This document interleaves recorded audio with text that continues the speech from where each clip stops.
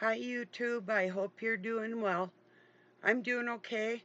I'm still waiting on a phone call I had hoped to get in regards to my son, but I know that there's some master manipulators in our lives. Uh, I'm ahead of it in a sense, um, in different ways where I can control what's going on in my world more than people think that I can. But I've got a lot on my mind today, so I thought I'd just come on here and speak about a few things. I mean, I'm not going to lay my hand out for my enemies, even though it may appear that I am. But no, I've got other things in the works that they'll never have no clue. Just like with Doug, I keep what I speak with him limited because of trust issues in the past with people and untruths that have been displayed to me. And that's my topic too today. I'm going to talk about our government, who I worked for about almost 6 years. Um,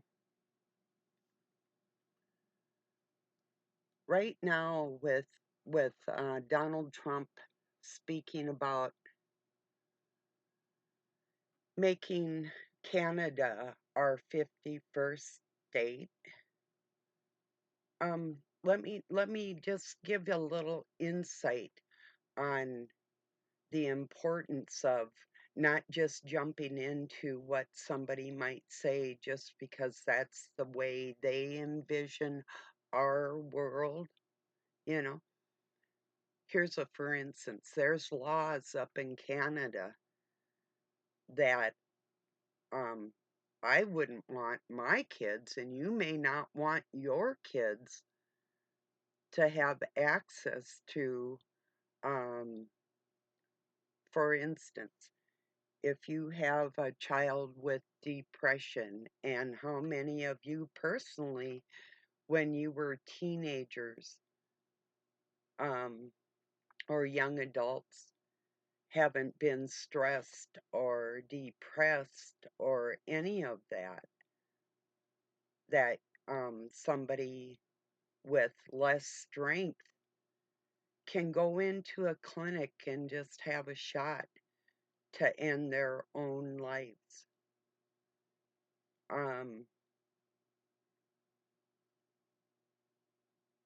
I don't want to be affiliated with a country that we fought against to gain our independence. That's the number one thing right there. We're the United States, yes, of America, but we are independent. We are not Canada, which is ruled by the British Crown.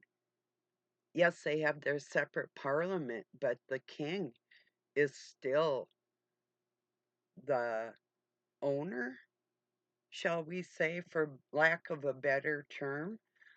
And, and that reminds me, I've been thinking it all night. First time the word medical was ever used was in ancient Greece. There was, um, I believe, the Isle of Crete, I could be mistaken, was a physician named Medea, and she said, the stench of greed stains your soul with ruin. And I've been thinking, how many people, for their own self, um, what they want out of their lives or the way they want things to be in their lives, will use manipulation at any cost to other people, you know, um, do people really think about when Trump says, not only is Canada already our ally, the same with Mexico. We're not at war with these countries, they're our allies, and they're okay. We can open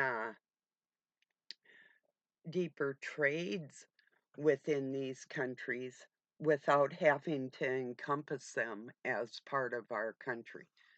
And they say, well, like to keep our borders safe from Russia and China. If Russia wanted to come into Canada, they would have done it a long time ago. That's not what's going on. It's combining one world government, the dream of, say, like uh, the power groups, that get together, and I can't think of them right now. Just a minute. Um,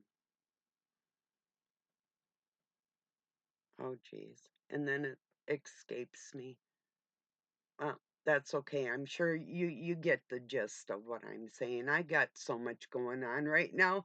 I considered not making a video, and I thought no, because I know there's a few people on here that are concerned, that have been longtime friends that you're probably wondering what I'm up to. So just cheers, everybody.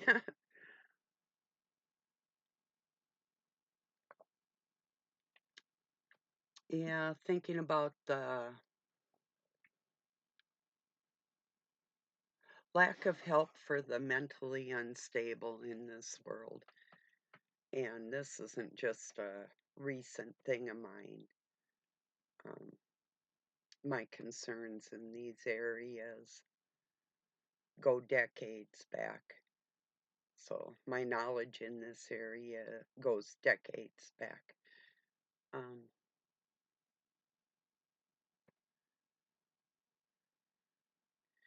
right now, I'm concerned about people that are involved in things that they don't understand,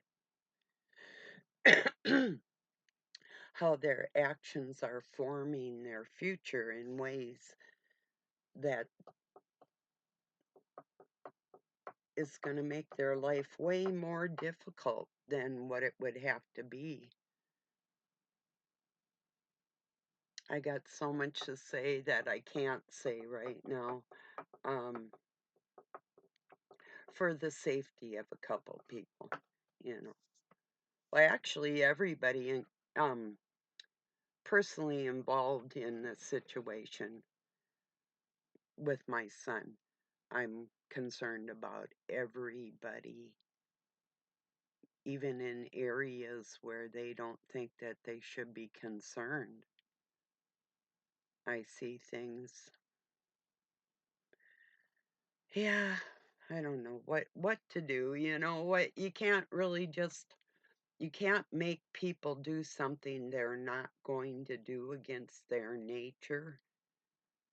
Um, but if you see that it's going to hurt their future, you want to say something, but sometimes you just can't, you know,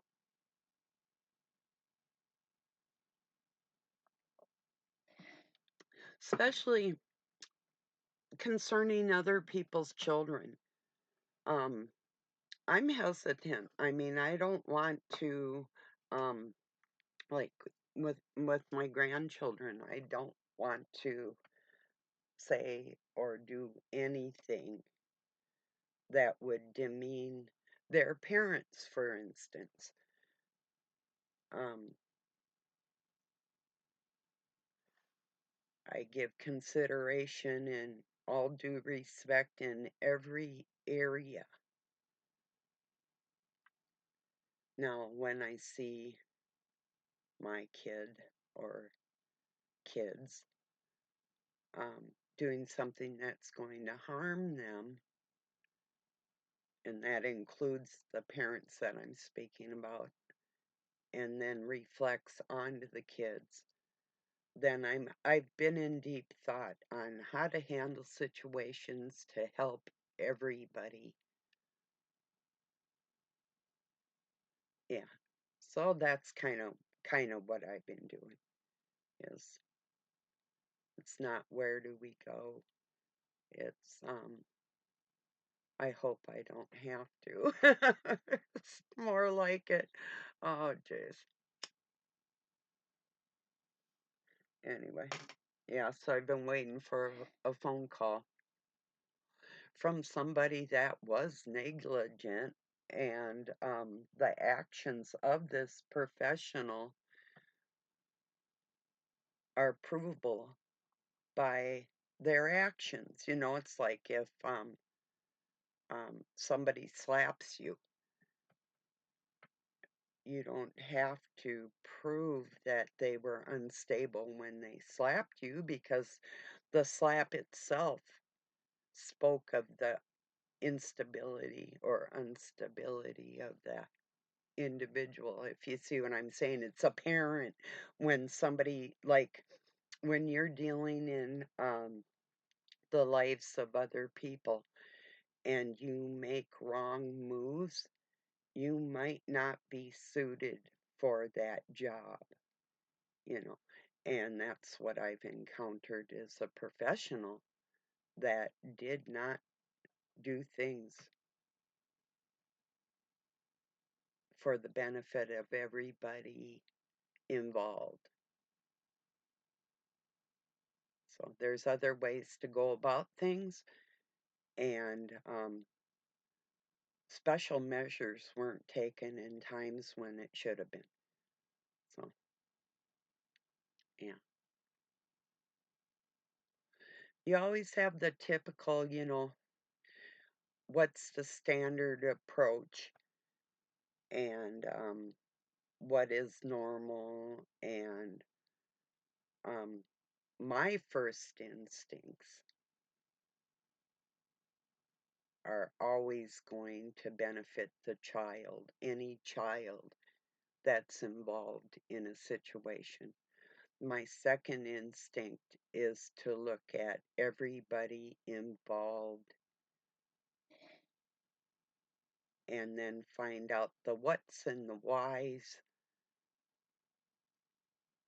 and determine what people are thinking when they do things or say things, and that type of thing.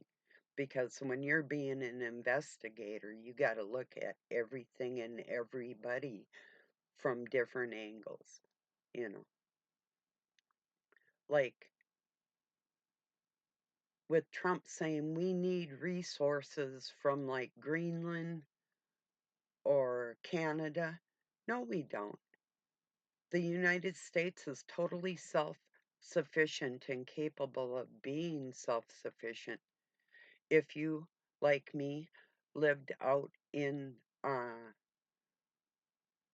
an area where they drill for oil and know about the Williston Basin, for instance, you'd understand like the low-lying areas in Minnesota that are like swampland beneath that peat moss, beneath that moss that is biodegradable, and that is what makes oil, that it's a renewable resource. Just like lava, there's a belt of lava that goes around our earth, just like the oil. It's a renewable. The same with water. It's all renewable resources, and they're telling people that it isn't. And just like I'll go back to the 70s when Leonard Nimoy was up on the West Coast, he was up in Washington with his park on, and he's talking about a new ice age. We should be freezing right now. Now they're talking about global warming. Which is it? You can't have it both ways. But they're going to try these different little scare tactics towards people. And what and why?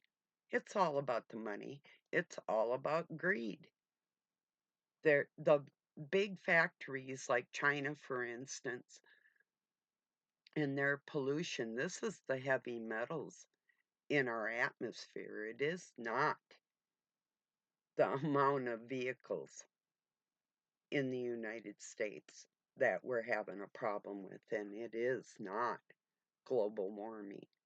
And I've watched the weather patterns and I've lived around the United States, watched the jet streams, and can talk on the same level as a meteorologist.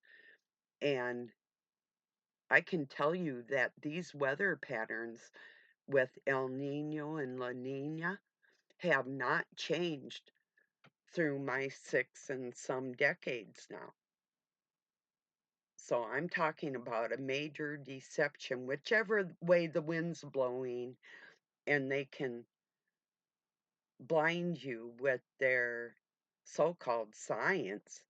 That's what they're going to do. It's all about greed.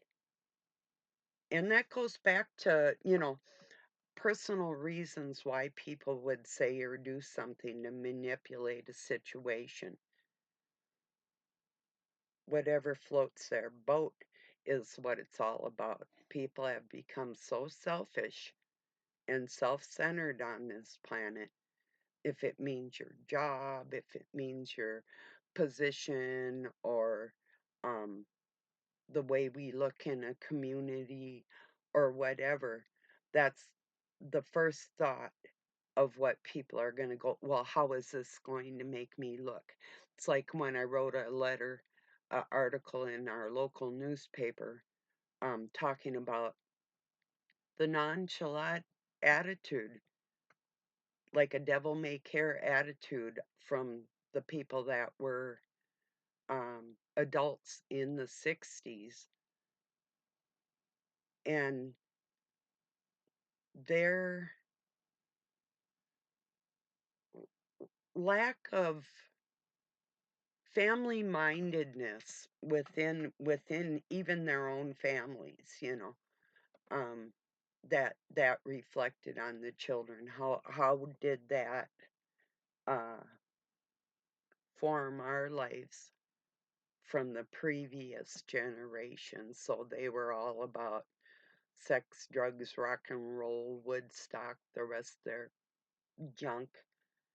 Um, and, you know, how did that shape our mindset without other people like me out there saying, hey, this is really whacked. This isn't normal at all. But now nothing seems normal like that at all. It's like anything goes, everything goes. People are so weird. There's no, in my sight, um, strong stability out of a lot of people. I mean, and okay, like where I live, my little city, Pine City, we have a lot of farmers around here. It's sort of used to be just a small town, a farming community that has developed now into more like a suburb of the cities. We're about 70 miles north of St. Paul, Minneapolis area. Um, but the people around here, it's a close knit community. And the thing is, when you're in a community like that, and you say like your um, commissioner or the town mayor, um, city officials, and the police, everybody locally, you live locally, you see each other when you go to the store, those types of things, typically in smaller towns. So when you mess up, everybody knows who you are, you know. It's like when I wrote that article in the newspaper about the sexual education teacher teaching in a miniskirt in front of teenage boys. Um, you know, I had something to say about it, you know. So everybody in my community knew where I stand. They know where I stand on misplaced sexuality. Everybody knows that of me. So the first thing somebody could do to try and manipulate my heart would be to use the very thing that I detest to manipulate my feelings. And that is what's going on. And I'm going to prove it. I'm in the middle of proving it right now. All good things take time. But yeah. So, yeah.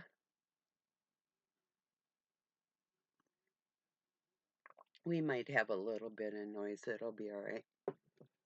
If Doug comes in, I'll make him say hi like I usually do. Or ask him to, rather. Yeah. No, I'm gonna make you. Yeah. Can't make me. My mom already did that. Yeah. My mom was raped by an adult. I am the product of child abuse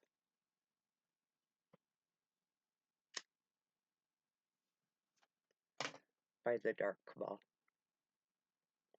that call themselves elite. And my forefathers on my dad's side are the McDonald's. Yeah. Oh, what good people, huh? Having sex with a girl.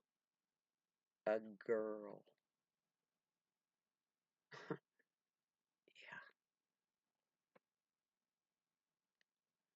Yeah. Anyway, so yeah, I got some uh deep insight on child abuse and some very strong opinions about all that. But I have a stronger sense of when I'm being manipulated. And I had mentioned that it was day before yesterday, and I told Doug, a good thing I used my instincts. I go on that. He tried to say a couple times, well, what if that was off? And I said, well, it's never been off, and I've always been able to trust it. And the thing about that is that keeps me safe. Why would somebody that cares about me try and insinuate that my instincts are off? Yeah, because they're not, and they never have been. So I have to go with what I know to be true for myself. But I just thought that was funny. 2 times he tried to insert that, and I'm like, no, no, that doesn't fly here. Like I say, my instincts have kept me safe in dangerous situations, and I'm one that will teach people to trust those gut instincts, trust those feelings. Like, here's a for instance for people that know that you're doing something that is not um, ethical. Trust your instincts that it does stain your soul. It does. The stench of greed stains your soul with ruin. That's what happens. I've seen it a lot with people. I've seen them do stupid things and pay for it. I'm not saying if you have bad things happen to you in your life that you deserve that, but I can honestly say that I've seen people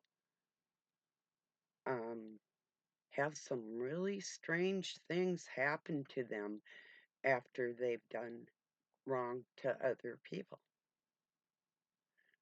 Um, Riddle me this. If you had an intruder come to your home and you could shoot them in the kneecap and immobilize them and have the cops called or pepper spray them or stun gun them, um, or if you could just have the stun gun or the pepper spray, why would you want a firearm?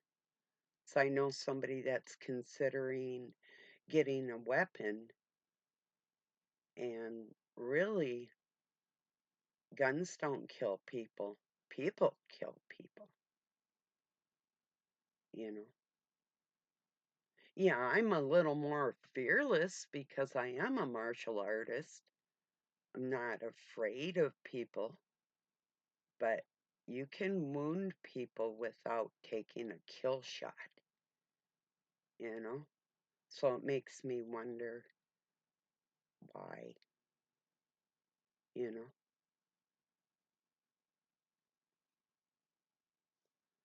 Like Doug has firearms. Um, we never did in the home when my kids were little. It was out in the shop, locked out there, bolted, deadbolt, and another lock. No way they could get at it. Um, but my adopted parents got the rights to see my kids against my will, and my youngest son found the key to the gun cabinet and was in there when he was about 9 or so, you know, unsupervised. I don't feel the need to have a firearm personally, you know, even though I have people that actually do want me gone, not to exist, and would take measures to do that if they could get away with it. So I did have my life more than threatened. I had somebody put a gun in my mouth. I've had somebody shoot me. I've had somebody aim a gun at me and threaten me twice. So and another couple times I've been in some really dangerous situations. And there's my instincts too. That's a lot of times just following my instincts is the best thing to do. That's what I need to do. And that is not self serving, that is examining the whole situation like an investigator for everybody's benefit. Um, it doesn't even benefit me. In fact, if it weren't for other people, it would be a waste of my time and the drama in my life and trauma from other people that I don't even need to encounter or deal with at all unless I were trying to help, you know? So, yeah.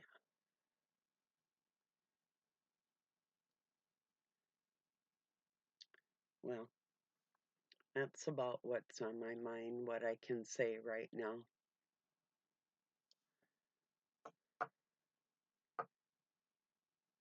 I don't know. I don't think people understand the depth of um, everything that's going on. You know, this is beyond a spiritual war. Our United States isn't even a comfortable home anymore for a person with a family mind. It's just a zoo. I'm sure some of you agree with me. You know what I mean. That's not the America we knew. At least what we thought we knew, you know. So, all right, everybody. Thank you for joining me. Peace and love from Pine City, Minnesota, USA. Have a good night or day wherever you're at.